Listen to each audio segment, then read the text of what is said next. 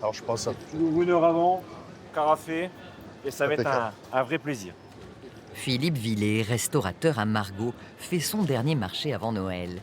Car s'il ferme son restaurant pour ce jour férié, il propose à ses clients des plats à emporter. C'est des pièces entières pour la famille, donc c'est un chapeau qui va faire 3 kilos, une fois 3 kilos et demi, une fois désossé.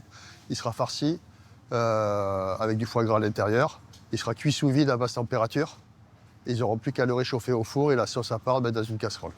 Une formule qui séduit malgré la morosité économique.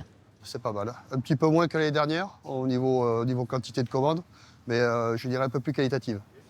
Chez ce grossiste, aujourd'hui, plus de 2500 restaurateurs viennent s'approvisionner pour cette période particulièrement cruciale. Ça représente, j'ai envie de dire, un 20% du chiffre d'affaires sur l'année. Donc c'est un gros mois. On a beaucoup d'entreprises, on prend des groupes de 100, 150 personnes qui viennent faire la fête et bien manger. Et pour cela, les étalages rivalisent de marchandises plus appétissantes les unes que les autres.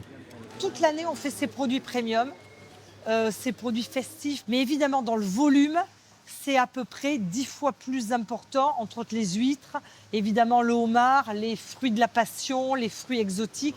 Sans oublier de privilégier les circuits locaux au rayon boucherie. On est resté vraiment sur des volailles pour les fêtes, du Gers, des Landes et en Châlons, qui est un petit peu plus au nord, pour rester vraiment sur la partie dite sud-ouest. On a aussi même principe pour le magret de canard qu'on propose toute l'année et le foie gras de canard aussi toute l'année en IGP sud-ouest. Un gage pour ces professionnels de traçabilité et de qualité, la garantie de fête réussie.